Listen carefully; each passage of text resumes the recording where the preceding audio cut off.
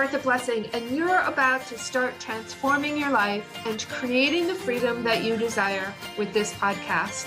For over 15 years, I've coached and mentored conscious creators on 4 continents around the world.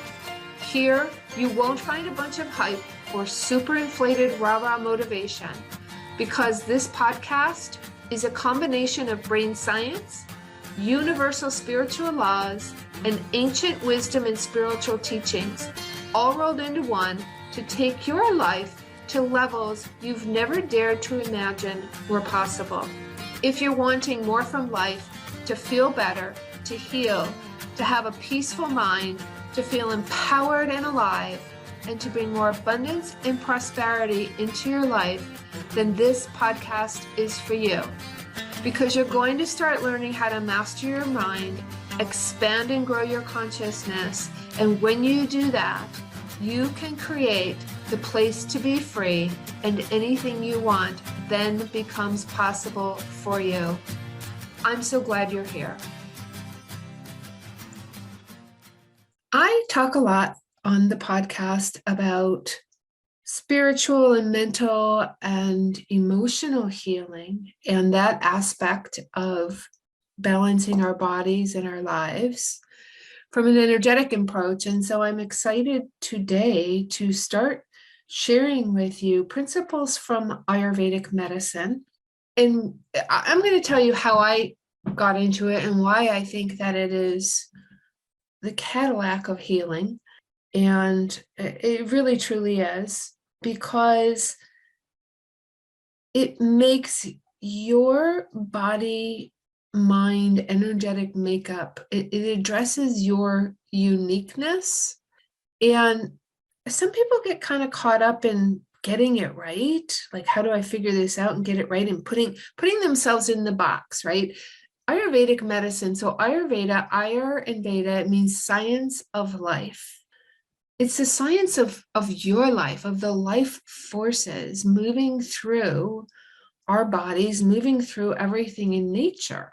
I'm going to talk a little bit about that today so that you can get an idea of whether or not this is something. If you have been struggling to remove symptoms, you know that I don't particularly like the idea of putting Band-Aids on symptoms and chasing after the symptoms. I advocate for getting to the core cause.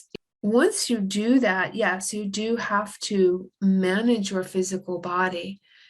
Ayurveda was a game changer for me. When I first learned about it, I was living at Kripalu Center in Lenox, Massachusetts. I was doing a training there, a 3-month training to become a certified holistic health practitioner. This was way back in the 1980s.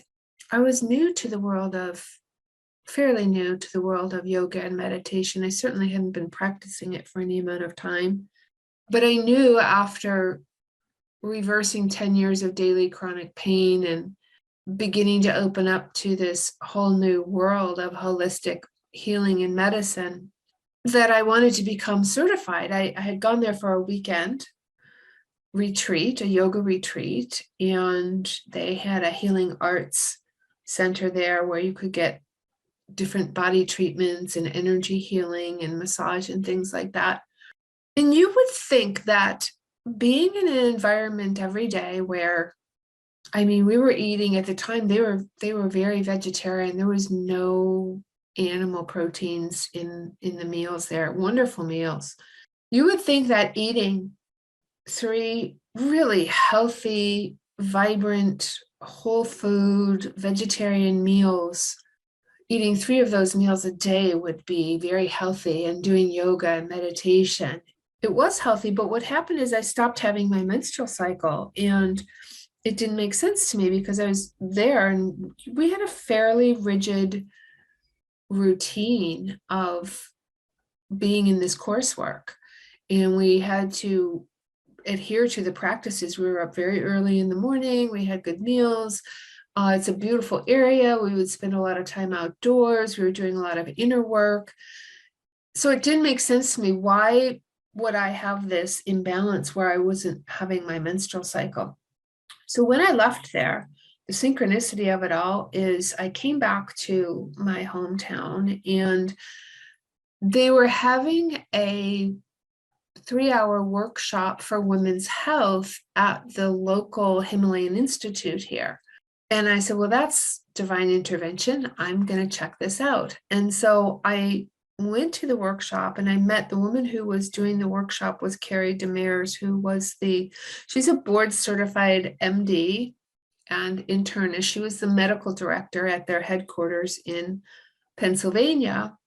And she was coming to Western New York every month to see patients.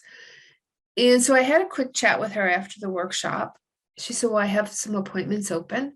Why don't you come tomorrow for a consultation? So I did. I found out about what is called my dosha, that is the mind-body type in Ayurvedic medicine. She gave me a homeopathic medication, herb, supplement, whatever you want to call it. I guess it's a medication. And she gave me another herbal supplement to take. And within a week, my menstrual cycle was back. Again, got this sort of tap on my shoulder from my guys that said, pay attention to this Ayurveda thing. And so I did. I started to study it. I read a lot of books. This is really pre-internet, or the beginning of the internet. So I read a lot of books. I went to the library. I went to bookstores. I started reading everything I could.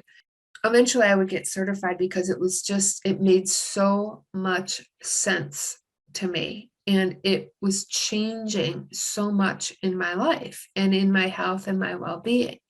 And I knew that I had to become certified to use it to help people and to educate. So this is what's bringing me to this in the podcast today, is I want to share with you and educate you on the Ayurvedic medicine so that you can start to see an approach in how you might take better care of your body and your mind that is in alignment with who you are. Because so many times I have heard people say over the years, well, I don't like yoga, or I don't like this form of exercise, or I don't, right? And if you don't like it, you're not going to do it. There's a reason why you don't like it. It may not be the right thing for your body and mind type, and it might actually be working against you instead of for you. And this is the difference. We have this model in Western medicine, and even in the integrative alternative arena, where it's one size fits all. It's just such a broken model. It's so broken. So I want to introduce you to this because it really can change the way you look at yourself, possibly look at your symptoms. And what I love about it is every time I teach people, or I've had clients that come to me and they start to learn these things, they're like, oh, that's why this happens, or that's why this didn't work. And it makes so much sense. Okay, that's all I'm going to say about that part of it. The premise, the principles of Ayurvedic medicine, it really is the Cadillac of energy medicine. It is the first medicine that there ever was in the world 5,000 years ago. It originated in India. And it is based on the elements that we find in nature. Acupuncture and traditional Chinese medicine came from Ayurvedic medicine. They are variations of Ayurvedic medicine. There are 3 main mind-body types in Ayurveda. I'm going to tell you about them briefly here. I will leave some links in the show notes where you can explore a little bit deeper, research or do some studying on your own. And if you want help with any of it, please feel free to reach out to me at marthablessing.com on the website. Since we are going into the summer season here, where I live, we're leaving spring and we're entering summer. So I am going to start with things that can help to promote well-being and balance during the spring season. Now, if you live somewhere else, if you live in Florida, if you live in California, if you live in an area that's very warm, you're mostly in summer season, and this may not apply to you. And that is the whole point of it, is that we do not need to do the same thing 24/7, 365 for our bodies to be in balance. And this is the biggest benefit of following Ayurveda, is doing and using a seasonal approach to everything that you do based on the elements in nature, which again is the seasons, and the elements in your body and in your mind, because there's both. I'm going to start today telling you about Kapha dosha, Kapha. That is the body-mind type that has the most characteristics that are correlated to spring. What do I mean by that? The elements that we are looking at with the Kapha dosha are earth and water. When you think of those qualities and those elements in nature, spring in Western New York we've had a tremendous amount of rain. That means that our ground is wet, our atmosphere, our air is wet, right? The humidity, the moisture. If you are a Kapha type, the principles in Ayurveda is like attracts like. So if you are a person who has a Kapha nature, think of the earth and the ground when it's wet and it's spring. And it's muddy, it's thick and slow and muddy. That is the nature of the energetic principles of a Kapha person who's primarily Kapha. Now, we are born as one predominant dosha, but as we age, we go through different cycles, we go through different phases, and it depends, again, like I said, where you live. I'll give you an example. A Kapha person does very well in a geographic environment and location, like attracts like. So the opposite of the earth and water, earth is heavy, it can be cool, it can be moist. The water element, cool and moist, they struggle with seasonal allergies, asthma, anything related to the lungs where we carry fluid, could be related to fluid water in the heart, excess, right, congestive heart failure, could be depression because of the heaviness, the earth element. Kapha types tend to have that couch potato, can have a lot of inertia in their makeup because of the heaviness of the earth element. So what would be the opposite of that is you want to introduce things in your routine that counter those principles. So from an exercise perspective, yoga pretty much puts the Kapha type to sleep. It's too boring, it's too slow, unless it's power yoga, which is stimulating. Kapha types, for their exercise, they need motion, they need exercise that is stimulating. When I lived in Austin, Texas, I used to see people out in the middle of the day in hill country cycling, and it's 100 degrees out and they're cycling up and down the hills. And I kept thinking to myself, this is just torture. I could never do that in this heat. I would wilt. I want to be indoors in the air conditioning. But it made sense to me once I knew Ayurveda, because it's Kapha types who do well with that and want that.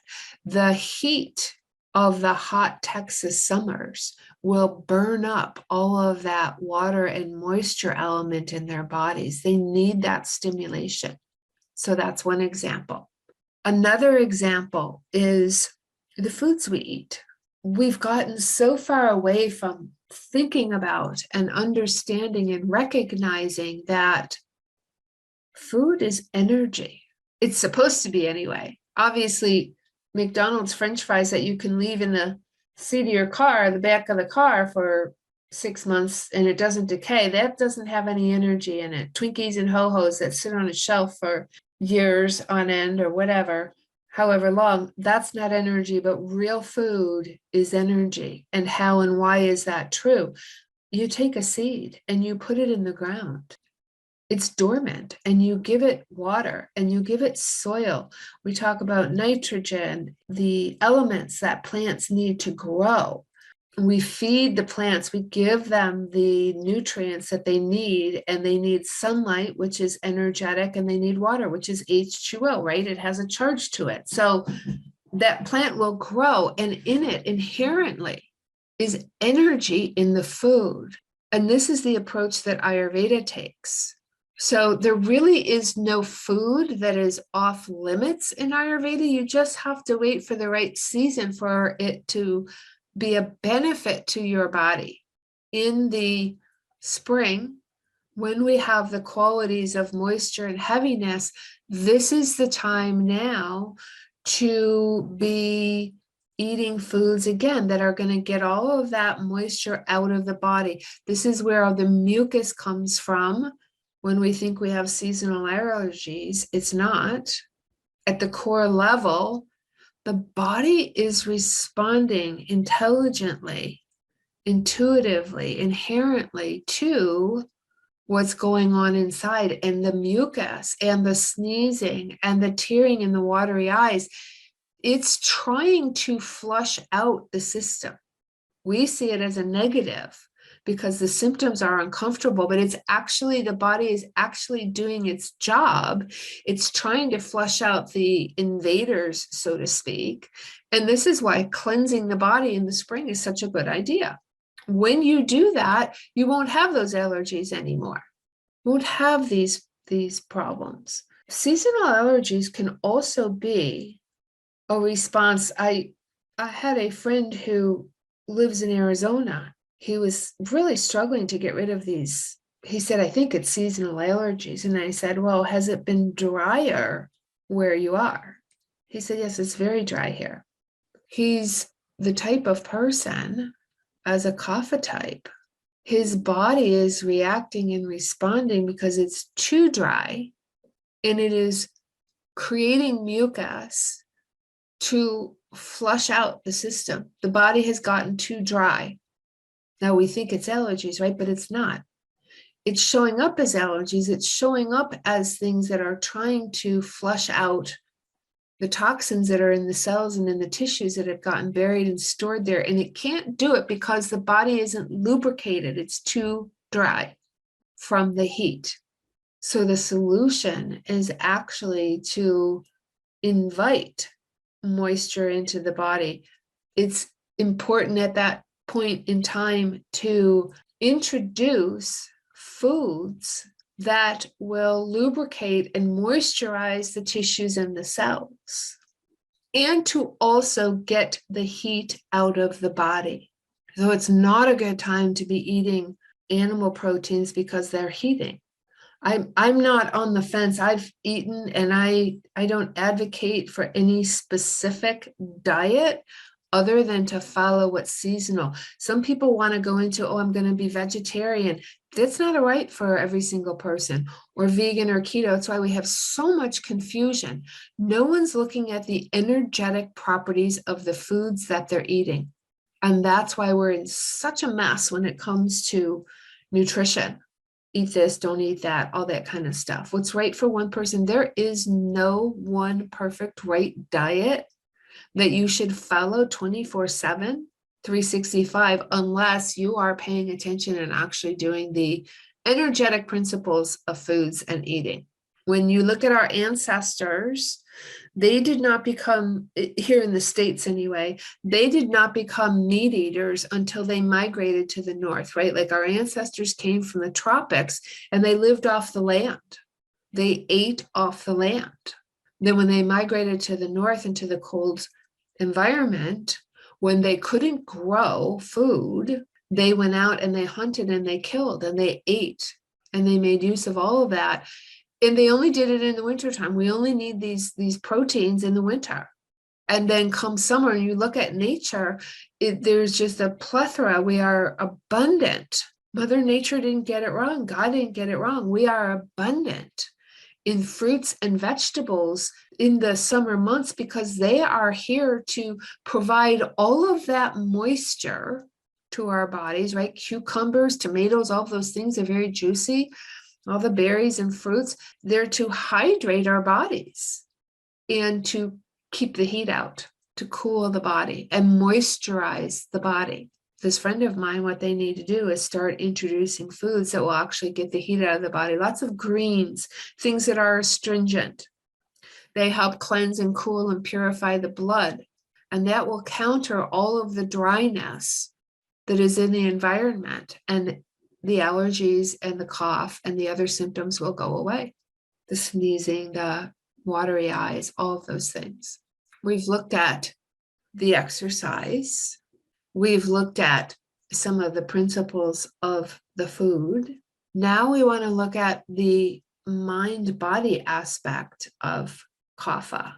Again, the mind, the mental portion is kaphas can have a tendency, like I said, to lean towards depression because of the heaviness of the earth element. They feel sluggish depending on where they live. So the best environment, one of the worst environments for a kapha type person is to live where it's cool and damp, like to live in Western New York, long, cold winters. Very, very difficult for kapha type people. They need the stimulation. They need to keep moving. They do best in environments where they can get outside every day in the sunshine and cycle, walk, and have exercises outdoors so that they don't get into a rut. Kapha types may have difficulty with meditation. A lot of folks will say, oh, I can't sit still. I can't quiet my mind. For the kapha types, again, meditation and stillness practices, they can be very challenging because it's too heavy for them. They might do better with a very short, focused, guided meditation, or using something like walking as their meditation, mindfulness, walking in nature, and connecting with the earth element while they are still being in motion, being active. If you've been struggling with particular ailments and symptoms, I hope this is helpful for you to start to think differently about your symptoms, about your body, and to start to take a different approach and work with your body in its inherent wisdom and intelligence instead of just trying to shut off and annihilate the symptom. If you do struggle with seasonal allergies, just taking the pills is not going to correct the problem. Just taking allergy medication is not going to correct the problem. Your body is actually telling you something, and by just taking the medications, it's not correcting the problem. You know me, I'm going to say, get to the core cause. What is the core cause? Oh, okay, there's too much heat in my body, or there's too much moisture in my body.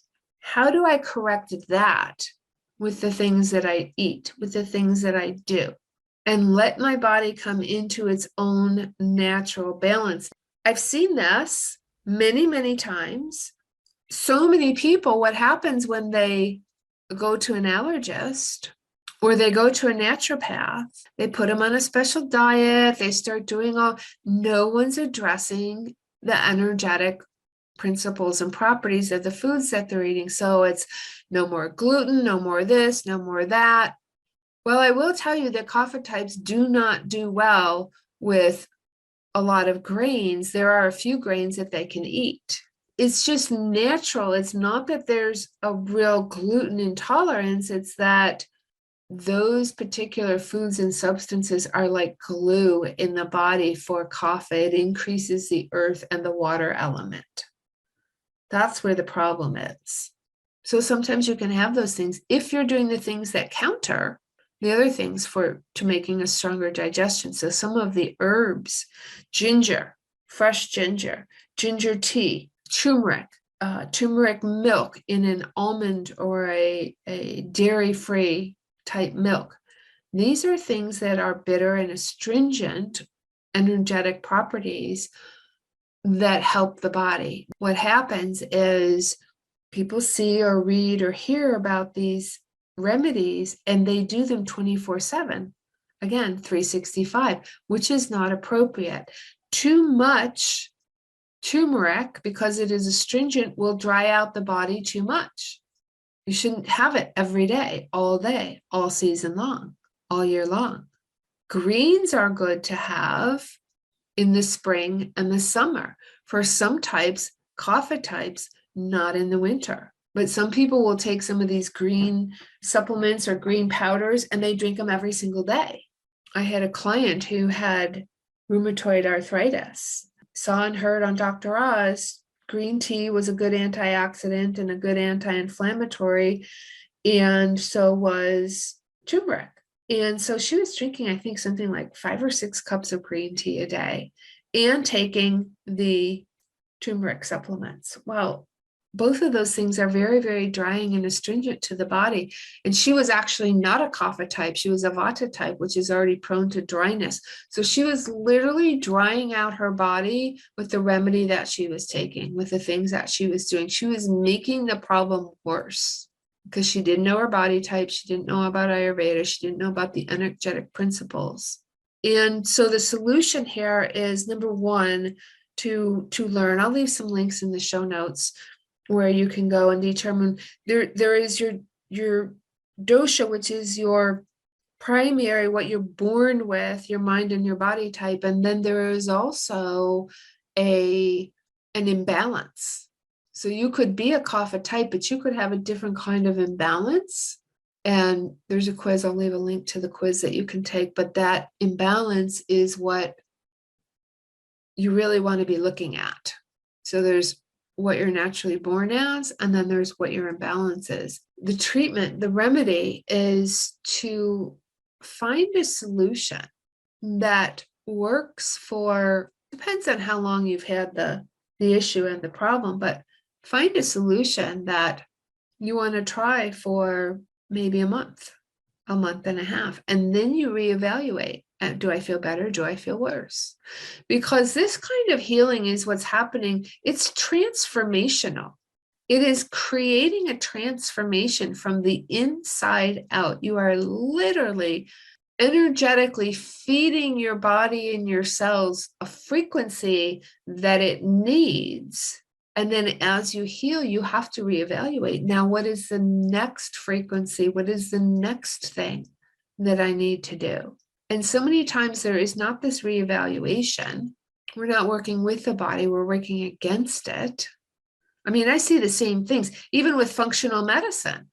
They're going on the premise that there's something missing in the body. There's nothing missing. We're doing something that's creating the deficit. We're either not eating well or not moving well, or we're using our mind in an ineffective way to have worry and to have stress, but there's nothing missing. We're depleted because we're doing things that are depleting ourselves. Our bodies do know how to be healthy.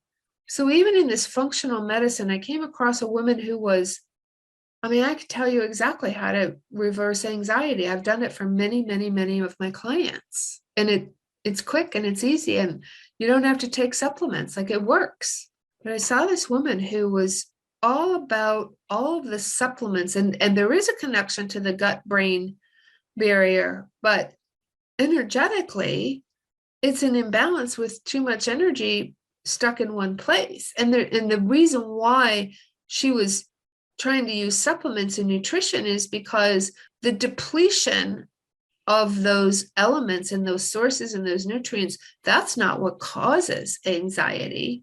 Those are the result of the anxiety. The anxiety has been in motion in the body and the mind and the brain and the energetic system for so long that it is actually depleting the nutrients in the body. This is where the adrenal fatigue comes from and all the other things. And ultimately, the immune system becomes compromised. But it starts as an energetic imbalance. So one of the reasons why I created my course, Unlock the Missing Piece, I'll leave a link to that as well in the show notes, because you have the ability to switch and change that energy and get out of your head and into your body quickly and easily. And you will find you are much healthier because of it. It's that simple, and a lot of people don't make the connection. This is the beginning of several podcasts that I will do about Ayurvedic medicine, the individual doshas and body-mind types to help you move through. It's really a seasonal approach to nutrition, to healing, to managing your energy, managing your body, and you tuning into you getting the answers inside. Do I feel dry today? Do I feel this? Do I feel that? What am I feeling? What would be the thing that would correct and counter that today? If you really, truly want to be well and be living empowered, it's about stopping to giving your power away to doctors, to naturopaths, to healers, to everyone, and actually take the reins of really diving in to the depths of who you are and what it is that you need, rather than somebody dictating to you. I'm happy to guide you to find the answers, to find what works for your body. I cannot tell you how many clients come to me who have been doing the integrative naturopath, functional medicine doctors for anywhere from a couple of months to 5-6 years with no resolution, no success. It's better for a little while and then it's not, because they don't use this approach. That's why I think it's a Cadillac of medicine. It's incredibly easy. It's incredibly wise. It's incredibly empowering to you. Thanks for listening. Thanks for being here. If you enjoyed this episode of the podcast and you found value in it, please be sure to share it with anyone that you know who is struggling with any kind of symptoms and chronic ailments and disease. My passion and my purpose is to help people heal from the inside out, and to do it in the way that is right for their natural body and being. If you would like to help me help others with their healing, I would be so grateful if you would go over to iTunes or Apple and leave a review for the podcast. When you do that, it helps me reach more and more people, and that leads to more healing for every individual and for the planet. I'll see you in the next episode.